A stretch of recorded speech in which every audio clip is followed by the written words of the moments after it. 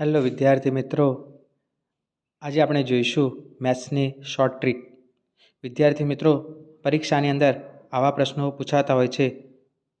આપણને અમુક સંખ્યાના ઘન આપેલા હોય અને આપણે તેનો સરવાળો પૂછ્યો હોય. એક ઉદાહરણ જોઈએ. 1નો ઘન પ્લસ 2નો ઘન પ્લસ 3નો ઘન પ્લસ 4નો ઘન પ્લસ 5નો ઘન પ્લસ 6નો ઘન પ્લસ 7નો ઘન. તો અહીંયા આપણે જો દરેકના ઘન કરવા જઈએ તો આપણી પાસે સમય ઓછો હોય છે. તો તેના માટે એક શોર્ટ ટ્રીક છે.